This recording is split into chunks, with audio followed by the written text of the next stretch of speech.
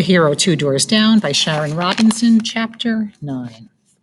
By early Monday morning, the snowstorm had finally slowed, leaving the usually bustling city under mountains of white powder.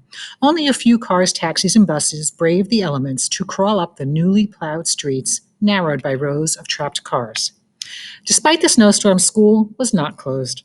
From my bedroom window, I could see kids bursting out of apartment buildings and low rise brick houses, intent on an adventure as they walked to school. Once class let out, the real fun began. Dressed in layers of flannel and wood, I met Senna outside my house. We set out dragging our sleds to a patch of open hill property. Be careful, my mother yelled out down to us from the top landing of our front stoop. The roads are barely plowed. Cars will be slipping and sliding with drivers who think they're in control, but aren't. We'll be fine, Mom, I yelled back. Keep your eyes alert to icy patches. Senna and I proceeded up Tilden Ave, past our school, and onward. For a while, we pretended not to be cold. Instead, I kept telling myself that we were on an adventure. I can barely feel my fingertips, Senna complained. We were just 2 blocks from my house. Put your free hand inside your coat pocket, I suggested. Can't, she said. How come? Because I need both hands to pull this sled, Senna told me. It's heavy, Steve. I felt sorry for Senna. She was about my height, but thinner. I wasn't big enough to pull 2 sleds. 3 more blocks, Senna. Surely you can make that. I peeked over at her, hoping she'd rally to the challenge. Didn't say I changed my mind, she muttered. Finally, we reached our destination. It was the neighborhood winter wonderland. The hills were packed with kids sledding. Laughter and screams pierced the snowy calm. Snowballs were being hurled in every direction. Out of the corner of my eye, I caught Senna smiling and thought she was up to something. I dropped my sled and turned away from her, looking for a good spot to sled. A ball of wet, cold snow splattered against my jacket. I felt the sting against my left shoulder. I turned back to Senna. Grabbing a wad of snow, I hurled it at her.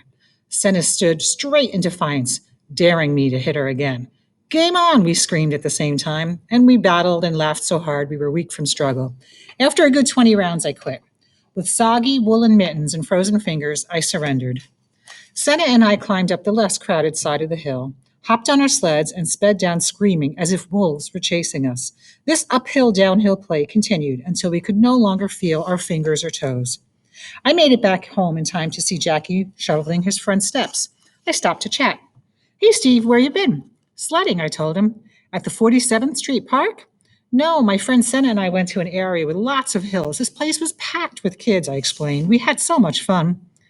I've never gone sledding, Jackie mused. Must be fun. I'll put that on my list for Jackie and me to do when he's older. Sure is cold out today, I said, shivering. In Southern California, where I grew up, it didn't get this cold. Really? I responded in surprise. What happens in winter then? Jackie chuckled. Guess California doesn't have much of a winter. Not like the East Coast, anyway. It's mostly warm year round. If the temperature drops to the 50s or 60s, we wear a light jacket. About this time of year, I'd be on the golf course, not shoveling snow. But since I plan to play baseball for the Brooklyn Dodgers for a long time, I better get used to this cold weather. Jackie finished clearing the last 2 steps. Want to come in and have some hot chocolate? I better go home now, I told him. Do you have family coming over this weekend? A bunch. That'll be nice. We don't have much family here. Maybe you can come by on Thursday. We'll be decorating for the holiday. It'll be more fun for Jackie if you're there. Would you like that? Would I? Great, but get your parents' permission. Come over around 1, and we'll send you back by 3. On Thursday, I carried my L-17 model plane with me to the Robinsons. Rachel opened the door and wrapped her arms around me. Come on in quickly and warm up. Jack and Jack Jr. are in the living room decorating our tree.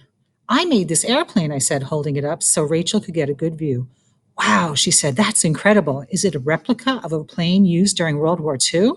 Sure is, I replied. How'd you know? Oh, I worked on warplanes as a riveter. What's a riveter? I asked. It was a name given to the women who worked in American factories during World War II, Rachel explained. A rivet is a metal pin. They were hammered into the warplanes to hold pieces of the plane together. It was my job to stand inside the plane while the metal bolts were hammered from the outside through the holes on the inside. I'd yell to the person outside the plane to let them know when the bolt was coming through the hole. The war was far away, and women couldn't fight. We wanted to help out, and it sure did feel good when we did. That is so cool, I said. How's your mother, Steve? She's getting ready for our big family dinner on Sunday, I replied. I bet she is, said Rachel. Go on into the living room and see if you can help my husband. Between the lights and little Jackie, he's got his hands full. I'm headed into the kitchen to make a snack. Are you hungry? Not really, I replied. How about some hot chocolate? Yes, please. When I walked into the living room, my mouth dropped open. Jackie was standing on a ladder next to a giant tree. I had never seen a tree inside anyone's house before. Evie! Jackie Jr. screamed when he saw me. I lifted my little friend into the air, swung him around, and set him back on the floor. He was just beginning to say words we could understand. Hi, Jackie, I called up. Glad you made it, Steve. I moved closer to the evergreen tree. It smelled like the woods and nearly touched the ceiling. Jackie was stringing colored lights through its branches. He looked down and smiled. You're just in time to help me string those lights around the tree. I looked up and down the huge tree. I can't reach that high, I squeaked out. Jackie chuckled. Me either. That's why I have this ladder. You can still help. I'll wrap the lights around the top and you can string them around the bottom. Got it, I said, happy to have a part in making the tree sparkle. Together we wound the lights from the top to the bottom, and then we settled around the coffee table to drink hot chocolate and admire the tree. It's so big and pretty, I marveled. Had to get the biggest one on the lot, right, son? Jackie said proudly. Is your tree up yet, Steve? Oh, we don't have one. Steve, Rachel said, I have a special project for you and little Jackie that involves colored paper, scissors, and paste. Are you two ready to make something pretty to put on the tree? Jackie Jr. and I clapped our hands and raced to the kitchen while Jackie carefully placed colorful bulbs on the branches of the tree. An hour later, we were laughing and stringing a paper wreath around the tree. When the tree was decorated, Rachel plugged in the lights, and Jackie Jr. and I screamed with joy. It was the most beautiful tree I had ever seen.